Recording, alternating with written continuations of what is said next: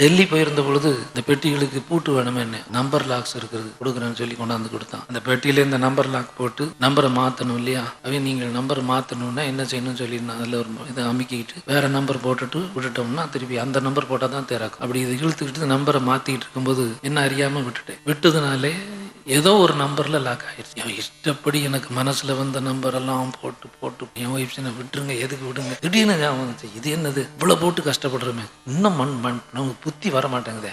ஆண்டவரே, what happen to the angels, number இந்த number லாக்கில் எப்படி ஞாபகப்படுத்துறது, எத்தனை தடவை தான் போடுறது அப்படின்னு சொல்லிட்டு உடனே மனைவிட்டு சொன்னேன், நீங்க தூதுவரை கேட்காதபடி நீங்களே பண்ணிக்கிட்டீங்களாக்கும் சொல்லிட்டு அந்த நம்பர் லாக் போய் இப்படி திறந்துருச்சு. We live by his side and he lives by our side. நாம் அவர் பக்கத்துல பிழைத்திருக்கிறோம், அவர் நமக்கத்துல பிழைத்திருக்கிறார். ஒரு செத்த பாடியோடு நீங்க உட்கார்ந்து என்ன பிரயோஜனம்? அதுக்கு நீங்களும் உதவி செய்ய முடியாது, அது உங்களுக்கு என்ன செய்ய முடியாது, உதவி செய்ய முடியாது. அதை மறந்து போகாதீங்க. உங்களோடு இருக்கிறவர் ஜீவன் உள்ளவர்.